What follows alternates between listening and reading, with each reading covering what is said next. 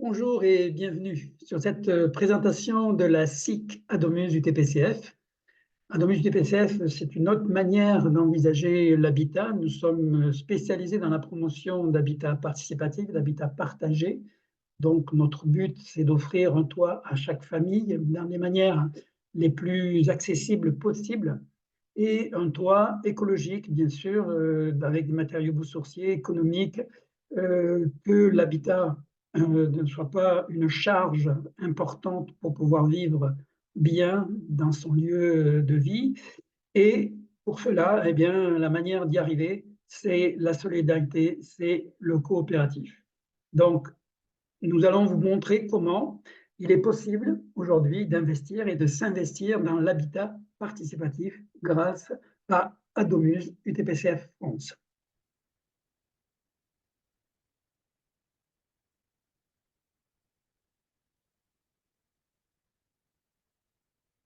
Alors pour démarrer, je vais vous présenter la situation actuelle de l'habitat en France, la situation où nous en sommes arrivés avec les développements qu'il y a eu de l'urbanisme sur les 50 dernières années. Donc, vous allez constater avec moi qu'aujourd'hui, l'urbanisme eh bien, est dans une impasse, véritablement. Où sommes-nous? À Saya, dans le Massif central? À Lourches, au pays des Corons? Quelque part en Provence, entre la garrigue et la mer? Dans le Grand Est? Peut-être bien, peut-être pas. Ce qui est sûr, c'est que nous sommes dans une zone pavillonnaire, comme il en existe des milliers en France. Qu'elles s'appellent les terrasses du Soleil, le clos des Acacias ou le domaine de la Châtaigneraie, leurs noms sonnent toujours comme la promesse d'une vie meilleure. Depuis une dizaine d'années, derrière ce décor idyllique, le désenchantement a pris le dessus. Et c'est tout un modèle qui se fissure. Une réalité longtemps restée invisible, jusqu'à ce qu'elle s'impose à nos regards. Place aux gilets jaunes. Qui sont-ils? Les leaders se revendiquent de la France d'en bas, périurbaine, qui entend des... Avec la révolte des ronds-points, on réalise aujourd'hui que l'urbanisme a sa part de responsabilité dans les difficultés que rencontrent les familles habitant ces espaces excentrés. Partout en France, des femmes et des hommes qui avaient cru faire de leurs rêves une réalité ont en effet le sentiment d'aller de désillusion en désillusion.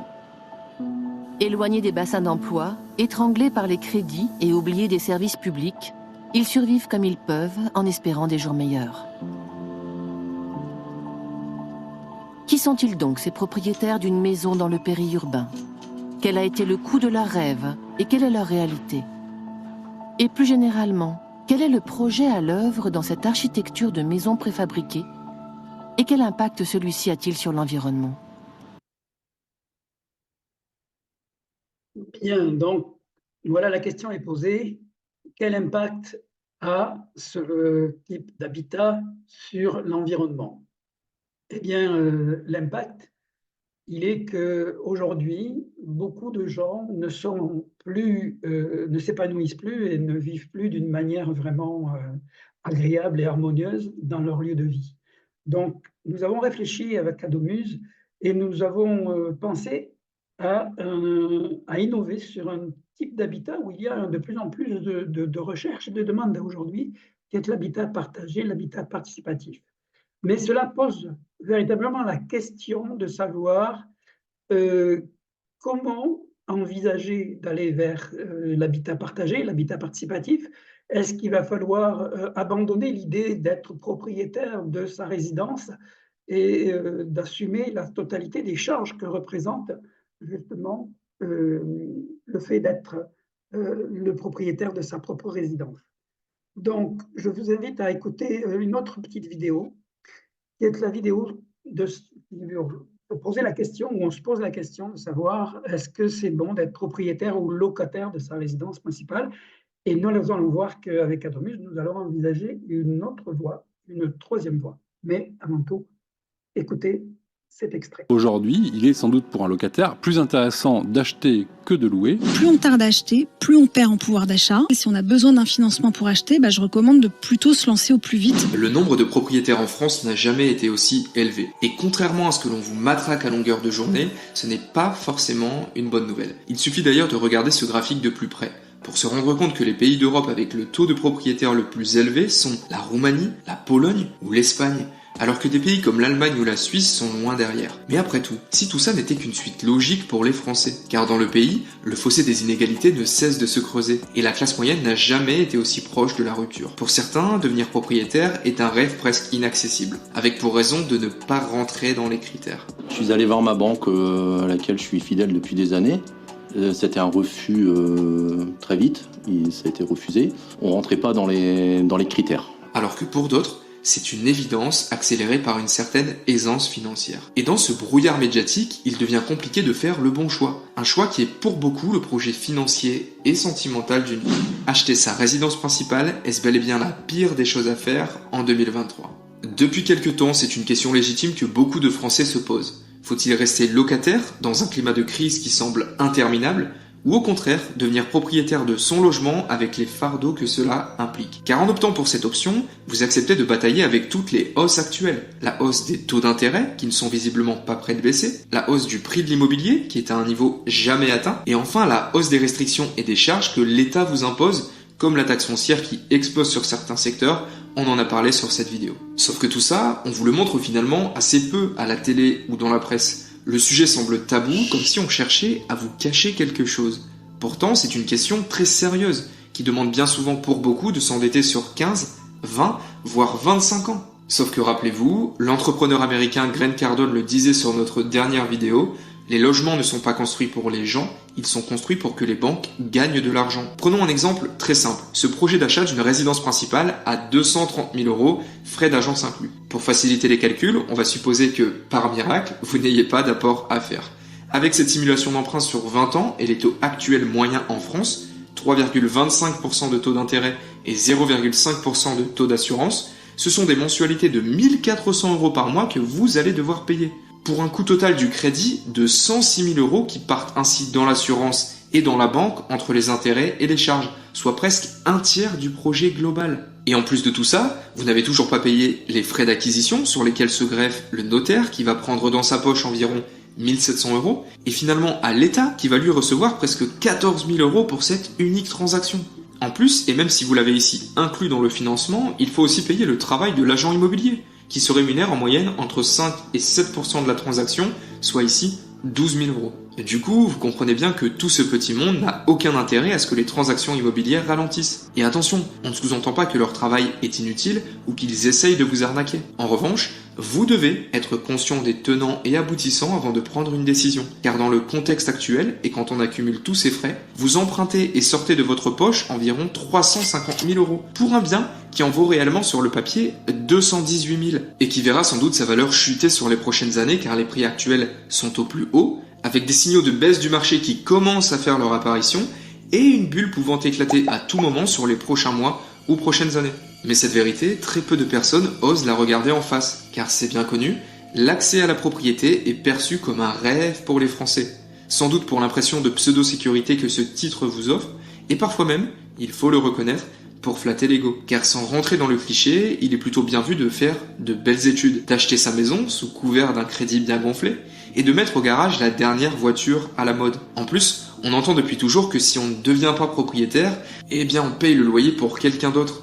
C'est donc pour ça qu'il faudrait le plus rapidement possible posséder son logement, pour avoir un crédit fixe chaque mois et ne pas pouvoir être mis à la porte par quelqu'un. Alors oui, ces arguments ne sont pas totalement faux, mais ne prendre que quelques avantages au détriment d'inconvénients parfois plus nombreux, c'est ne voir que l'arbre qui cache la forêt. Un arbre qui pourrait ruiner pendant des dizaines d'années votre capacité financière. Pourtant, jusqu'à maintenant, la grande majorité des Français trouvaient que devenir propriétaire était un bon compromis et jugeaient l'achat d'un logement comme le placement le plus sécurisé. Sauf que la situation est actuellement en train de changer, avec une inflation record et une crise du secteur bancaire qui sont en train de rebattre les cartes. Alors oui, la situation est en train de changer. Vous voyez bien que quand on veut faire l'acquisition de sa résidence principale, au final, on va sortir pas mal d'argent pour toujours de plus en plus de charges. C'est de plus en plus difficile de supporter la qualité, le financement de son espace de vie, alors que ça fait partie d'un besoin fondamental, le besoin de se loger. Normalement, ça devrait pas avoir, on ne devrait pas dépenser plus de 15 à 20% de ses revenus sur le logement, même moins. Donc, comment pourrons-nous y arriver aujourd'hui dans la structure que nous avons, dans la société dans laquelle nous sommes et dans les changements que nous vivons aujourd'hui? Bien, au Domus, nous avons réfléchi à Aujourd'hui, cela. il est sans Pardon. Aujourd'hui, nous avons donc réfléchi à cela et Adomus s'est donné comme mission, grâce à son expérience, grâce à l'expérience de son fondateur et des partenaires avec qui nous travaillons, et le fondateur c'est moi, Bernard Ducamin, je me présente à vous pour ceux qui ne me connaissent pas. Eh bien, j'ai 30 ans d'expérience dans le domaine de la gestion de patrimoine et également dans la promotion immobilière. Donc, j'ai travaillé tout au long de ma vie dans ce domaine-là. Je connais tous les leviers de ce domaine de la création de logements et je me suis rendu compte qu'en fait, aujourd'hui, les promoteurs immobiliers, les professionnels du logement aujourd'hui prennent très peu en considération l'épanouissement des gens qui vont habiter dans ces lieux-là. Et c'est dans ce même préoccupation qu'est venu me rejoindre Osama, qui est un architecte urbaniste, qui va venir auprès d'Adomus, qui a comme mission de organiser les espaces dans les futurs projets d'Adomus et est d'accord avec moi pour dire que, eh bien, aujourd'hui, l'habitat par les professionnels n'est pas conçu pour que les gens s'épanouissent et soient bien dans leur habitat. Il est conçu pour, comme on le disait dans le diaporama, enfin dans la vidéo que vous avez vue, pour l'intérêt des financiers et l'intérêt des banques, mais pas dans l'intérêt de celui qui y habite. Donc, nous avons décidé de faire un travail, un travail d'organisation, de promotion, de sélection de biens pour permettre à des gens d'aller vers un habitat qui correspond à ce qu'ils cherchent, ce qu'ils souhaitent, à des coûts maîtrisés et surtout pour leur épanouissement. Donc, de la conception à la réalisation, c'est la qualité et la simplicité qui sont les maîtres mots des projets Adomus.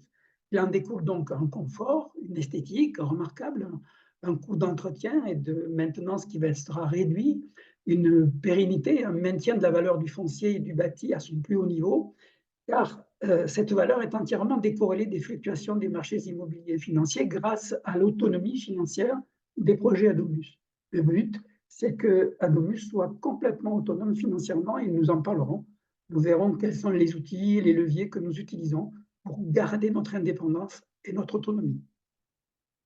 Donc, l'habitat participatif, en quoi ça consiste exactement? Bien, c'est un habitat qui est partagé, qui permet à des groupes de citoyens de concevoir, de gérer leur habitat collectivement en combinant des espaces privatifs avec des espaces communs pour mieux répondre à leurs besoins en cohérence avec leurs moyens et leurs aspirations. Donc, vivre un habitat participatif, c'est d'abord choisir d'habiter autrement avec ses voisins, en accord avec ses valeurs et ses aspirations, en particulier en matière de vie sociale, en matière d'écologie, dans un état d'esprit de partage et de solidarité. Donc, ce mode de production de l'habitat est ouvert à toute personne, de tout milieu, de tout âge, de toute ressource et de tout milieu social, de toute activité. Nous allons le voir dans les projets Adomus, tout le monde a sa place. Alors, actuellement, nous sommes dans une évolution assez significative de la demande d'habitat participatif. Il faut savoir que, d'après une étude de marché que nous avons réalisée, on sait que 70% des 50 ans et plus sont particulièrement attirés par des projets d'habitat participatif. Et d'ailleurs, on voit de plus en plus fleurir des projets d'habitat de colocation pour seniors où on propose une location. Mais vous allez voir que dans les projets Adomus, ce n'est pas simplement une location. On peut être locataire, mais c'est de la location-vente. On est à la fois locataire et propriétaire. Nous allons voir par la structure de la SIC, de la Société coopérative d'intérêt collectif, eh bien, on est à la fois propriétaire et locataire de son lieu de vie.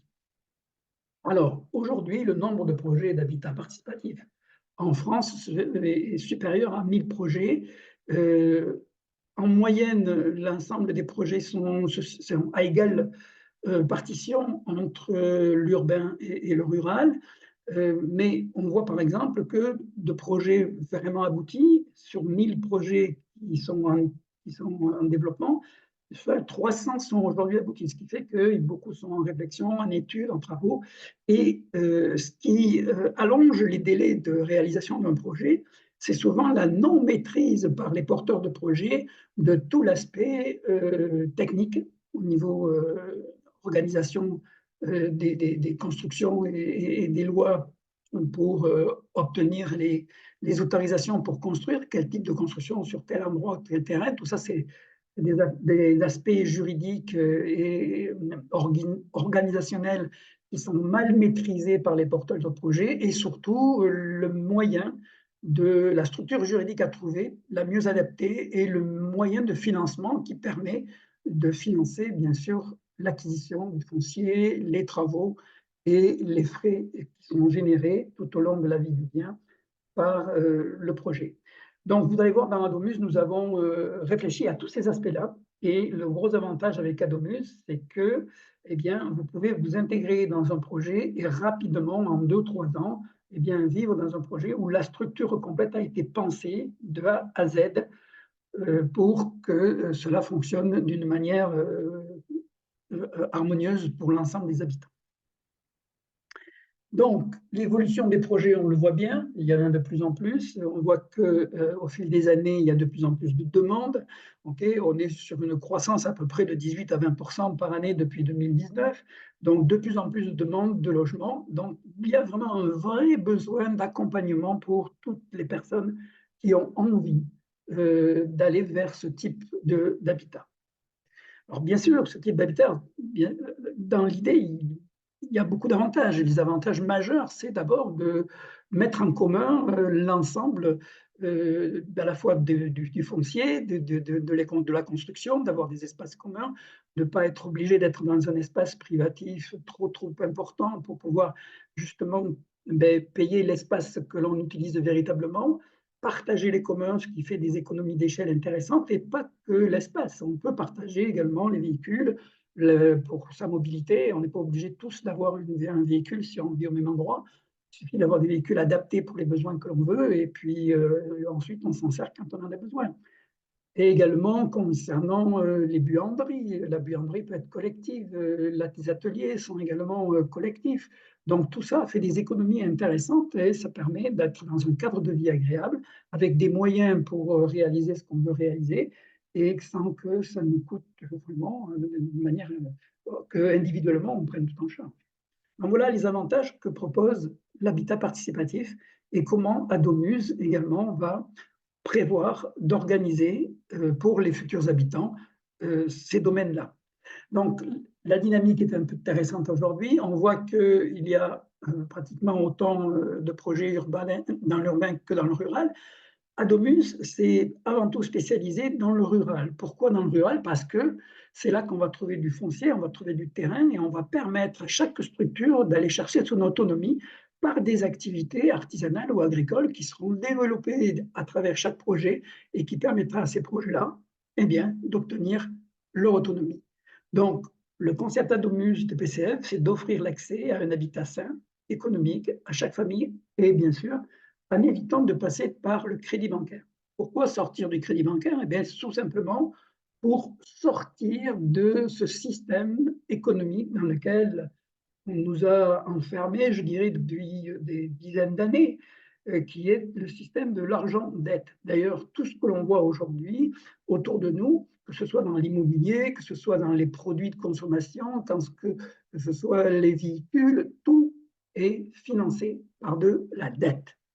Donc, nous avons une ambition avec Adomuz, c'est de financer l'acquisition des biens sur lesquels on va développer ces projets uniquement avec de l'épargne, c'est-à-dire avec l'argent que les habitants ont épargné et par le fait que chacun va pouvoir, eh bien, à son niveau et avec les moyens qu'il a, faire un effort d'épargne pour pouvoir financer le lieu dans lequel il va pouvoir résider, soit sous forme d'un loyer. Donc le loyer va pouvoir également être épargné et permettre, au bout d'un certain temps, d'avoir entièrement financé son espace de vie. Donc, ce n'est pas du loyer à fonds perdu, comme c'est le cas en général. Donc, le concept Adomus va permettre, comme ça, par l'épargne, d'acquérir du foncier, de faire des travaux et d'avoir des lieux de vie dans lesquels ça sera soutenable et agréable de vivre. Donc, c'est une troisième voie que nous proposons pour l'habitant. Ce n'est pas d'être propriétaire, ce n'est pas d'être locataire, c'est d'être les deux. C'est d'être à la fois propriétaire et locataire, d'avoir la propriété de l'usage et d'être propriétaire de parts sociales d'une structure qui s'appelle une structure coopérative, société coopérative d'intérêt collectif, et elle sera propriétaire du foncier, du bâti, et chaque sociétaire, chaque habitant détiendra les parts sociales correspondant en fait à l'espace privatif qu'il va utiliser.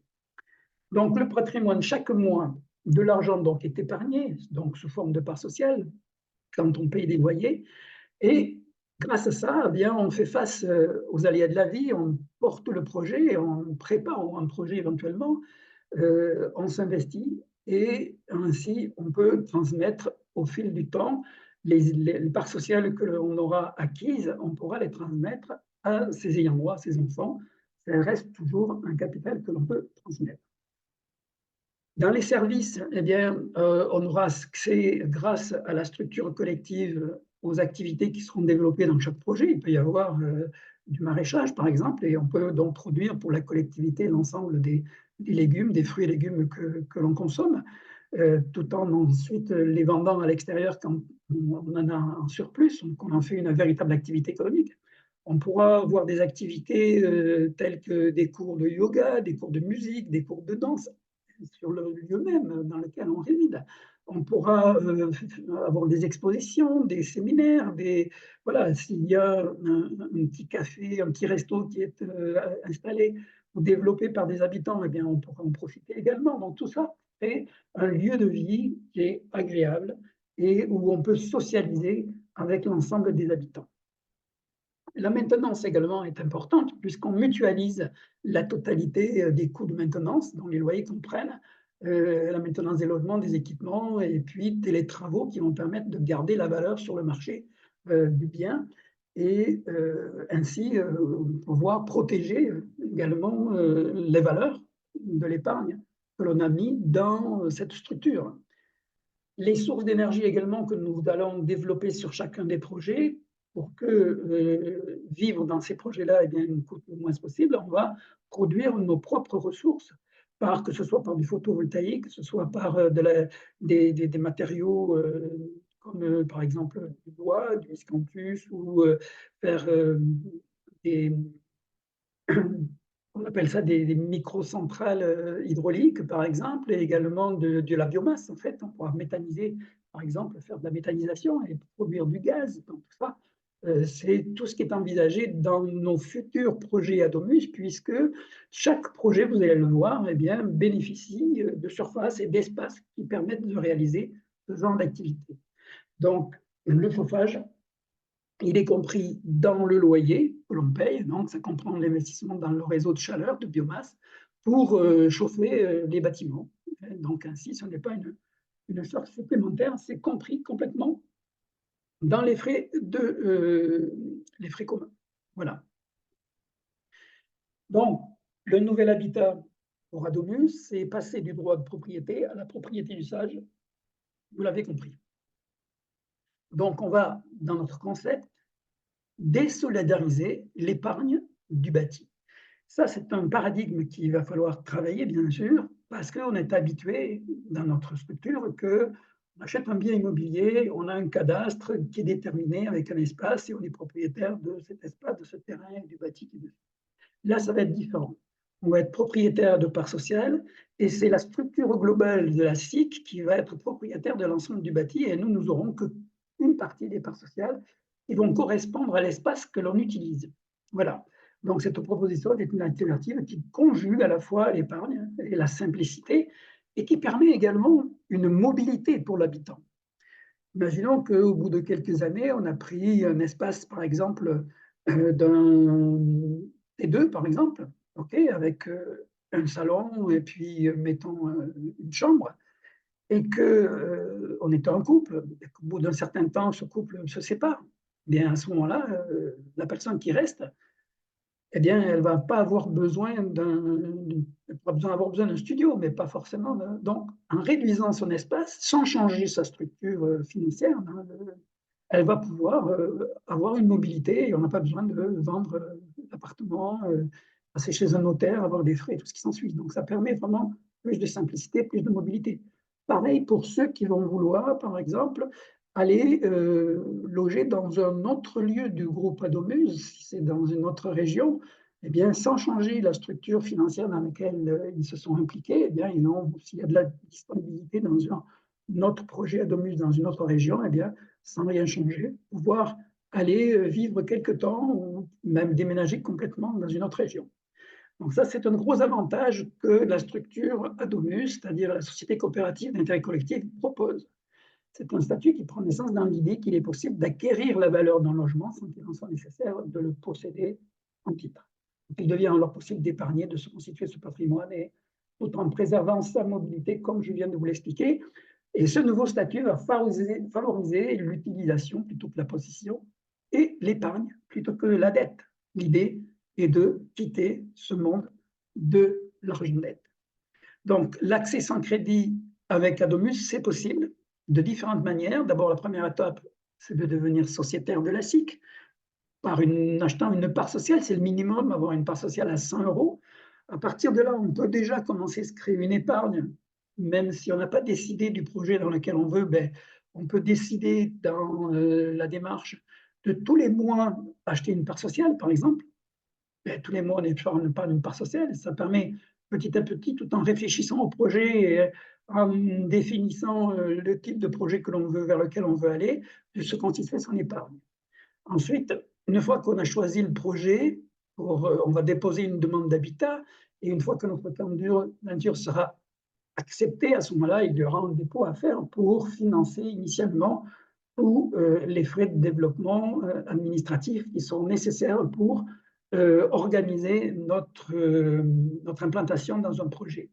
Et ensuite, on financera le projet en fonction des apports que l'on pourra faire, soit des apports d'épargne que l'on pourra faire sur le projet, soit par de la location, en ayant un loyer et en payant un loyer. Et on verra également par le parrainage, par la cooptation, en parlant autour de soi, eh bien, on pourra également acquérir des parts sociales pour financer notre espace privatif. Donc tout ça, il y a différentes manières que je vous expliquerai en détail lors d'autres sessions de formation adaptées justement aux techniques de distribution, de cooptation que nous avons mis en place. Donc la société coopérative d'intérêt collectif, en devenant sociétaire, nous devenons partenaires des moyens et des outils de production, pas uniquement que du bâti, mais de tout l'ensemble, c'est-à-dire des ateliers, des véhicules, tout ce qu'il y a, donc tout ce qui concerne un projet.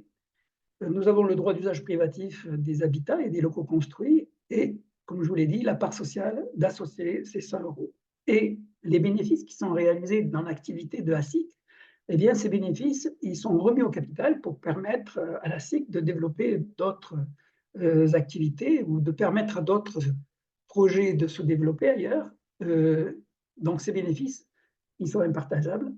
Une partie est utilisée pour payer ce qu'on appelle des frais financiers ou des intérêts sur les porteurs de titres participatifs qui, eux, par exemple, les porteurs de titres ne sont pas des habitants, ce sont des gens qui ont placé leur argent dans la SIC Adomus dans le but d'avoir des revenus d'intérêt, mais qui permettent à Adomus d'avoir les moyens financiers de faire l'acquisition de propriétés et de fonciers.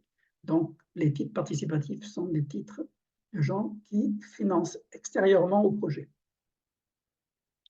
Nous parlerons de ces outils-là pour ceux qui le souhaitent et qui veulent en savoir plus. Ça sera disponible lors de sessions spécifiques sur le financement.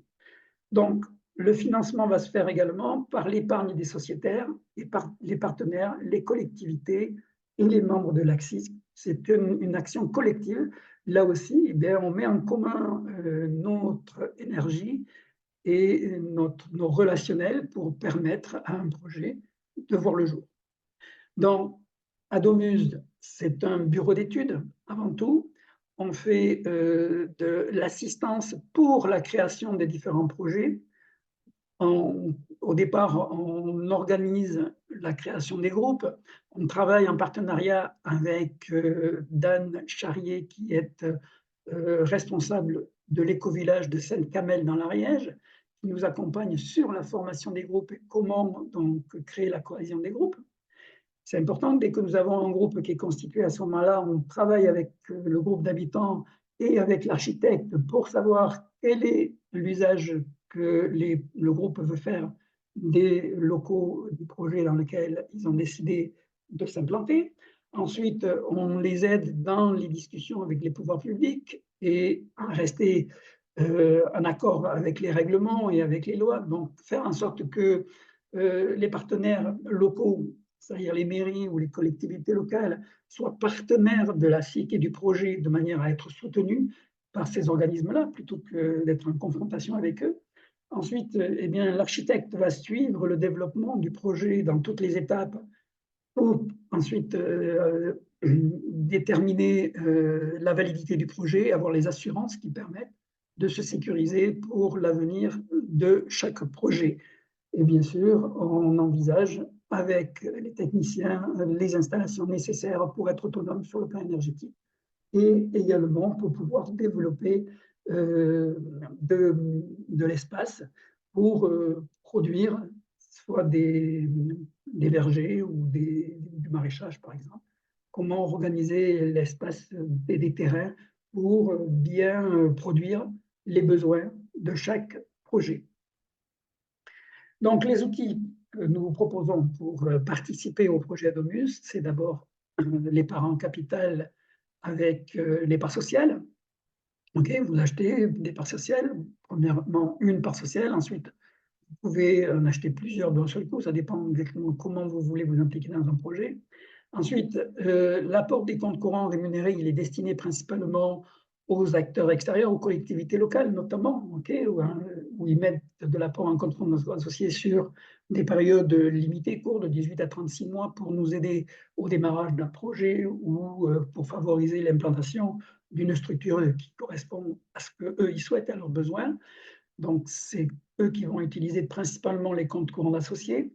Ensuite, également, vous pouvez participer en don en nature, en foncier matériel. On échange ça, cette valeur, contre des parts sociales, bien entendu. Et ensuite, il peut y avoir du temps qui peut être consacré au travail sur un chantier, sur un projet. Ce temps, il va être évalué, okay, et également pourra être échangé en parts sociales pour être pris en compte dans la valeur du temps que l'on met sur un projet pour financer son espace privatif également. On a prévu également un programme qui va permettre de développer le financement des projets grâce à la recommandation. Alors, ceci vient de mon expérience personnelle que j'ai eue dans le domaine de la gestion de patrimoine. J'ai développé un réseau de 850 conseillers en gestion de patrimoine sur le territoire français, national, et le principal développement, c'était la recommandation. Pareil, pour trouver la clientèle, c'était la recommandation.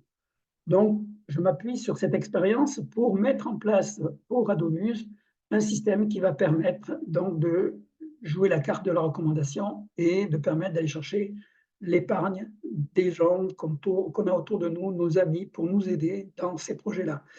Donc aujourd'hui, on est favorisé par la situation économique où c'est plus facile de dire aux gens, écoutez, investissez votre argent dans l'économie réelle, favorisez l'acquisition de foncier et de biens immobiliers pour permettre un habitat plus convivial. Okay, donc, ça sera plus intéressant que de laisser son argent à la banque et de le laisser se dévaluer ou utiliser pour financer des choses qui ne correspondent pas à nos valeurs. Donc voilà, donc nous allons stimuler véritablement la recommandation pour permettre d'aller chercher, capter cette épargne, et les gens vont pouvoir choisir soit d'acheter des titres participatif, et avoir une rémunération là-dessus, soit acheter des parts sociales pour être une partie prenante sur un projet qui peut les intéresser. Alors, il faut savoir qu'aujourd'hui, nous allons parler des projets, mais des projets, nous allons l'intention d'en développer le plus possible. Donc, c'est pour ça que ce phénomène de développement par la recommandation est important pour nous, parce qu'il va nous donner les moyens, bien sûr, de développer d'autres projets sur le territoire national et peut-être même à l'étranger. Donc, le programme participatif est le suivant, il va se développer selon 2 axes de développement, les recommandations directes qu'on va pouvoir amener, sur lesquelles on va toucher une part de rémunération, et bien sûr le développement d'un groupe, parce que pour chaque habitat, il faut créer un groupe, et maintenant même les groupes, on va pouvoir développer ces groupes sur différents projets. Si quelqu'un, par exemple, trouve que les projets que nous avons ne correspondent pas à ses besoins actuels parce que ce n'est pas situé dans l'endroit ou la région dans laquelle il souhaiterait avoir un projet, eh bien, il peut très bien démarrer avec Adomuse, acheter une part sociale et ensuite en parler autour de lui, créer un groupe et créer ce groupe qui va ensuite acheter les parts sociales nécessaires qui vont permettre de pouvoir faire l'acquisition d'un terrain, d'un foncier ou d'un bâti pour pouvoir réaliser le projet à l'endroit où la personne le souhaite. Donc, tout ça va être possible grâce à notre programme participatif. Donc, les projets que nous avons actuellement, il y en a 4 projets en cours. Le premier se trouve donc à Grisol, entre Toulouse et Montauban. C'est un projet sur un terrain de 11 hectares. Il y a des essences végétales qui sont magnifiques, un parc extraordinaire. Vous voyez un cèdre, par exemple, Cedrus atlantica, qui a un tronc dont le tour, la circonférence fait plus de 8 mètres, qui a été planté à la Révolution française, un tour de 1750 ou 1780. Voilà, c'est un monument et il y a à peu près 11 hectares comme ça couverts d'espèces végétales intéressantes et on va pouvoir, sur ce projet-là, faire des choses vraiment magnifiques. Donc, on va pouvoir faire à peu près 12 logements dans l'immédiat, mais on va pouvoir également en construire un petit peu plus puisqu'on a un autre bâti pour le reconstruire. On pourra faire à peu près une douzaine de logements supplémentaires et on va pouvoir également implanter ce qu'on appelle des habitations légères dans le parc et donc augmenter aussi la capacité d'hébergement sur ce projet-là. Donc, un projet intéressant à Grisol et nous prévoyons de pouvoir démarrer l'installation d'ici le mois de septembre. Les premiers habitants vont pouvoir s'installer en septembre sur ce projet-là. Ensuite, nous avons un projet près de Bordeaux, entre Marmande et Bordeaux, à La Réole.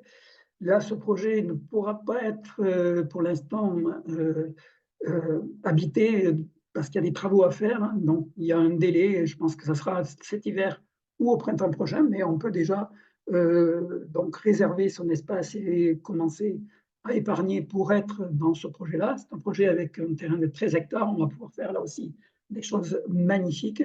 Et la capacité d'hébergement, on l'a fixée au départ à 12 logements, mais on peut aller bien au-delà.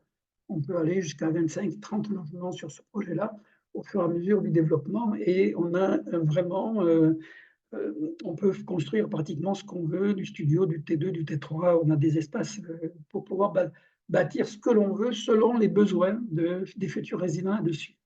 Donc, beaucoup de potentiel sur ce projet de La Réole. Ensuite, nous avons un projet à Saint-Afrique. Alors, Saint-Afrique, c'est un projet un peu particulier parce que lui, il est habitable immédiatement. Il n'y a pratiquement rien à faire. On arrive avec ses valises, on s'installe. C'est actuellement une maison d'hôtes, donc très bien entretenue, très bien tenue. Les chambres sont magnifiques. Donc, on peut transformer chaque chambre en studio, mais c'est à l'intérieur de la maison. Pour l'instant, il n'y a pas de bâti extérieur à cette maison-là. Il y a un terrain de 6 hectares sur lequel on peut faire de l'élevage, du petit élevage. Je pense principalement à des chèvres ou à des ânes, par exemple. Et donc développer des activités autour de ce que l'on peut développer. Il y a un beau terrain pour faire du maraîchage, pratiquement un demi-hectare pour faire du maraîchage. Pareil pour un beau verger, donc fruits et légumes, production, transformation, voilà ce qu'on peut faire sur ce projet-là. Le gros avantage, eh bien, c'est qu'on peut y habiter immédiatement, c'est accessible de suite. On est sur 12 espaces privatifs pour le moment. On pourrait augmenter à 15 à peu près, mais on est sur 12 espaces. Et donc là, c'est chambre, studio, T2. On pourra faire, il y a peut-être un T2 qui sera disponible pour une famille.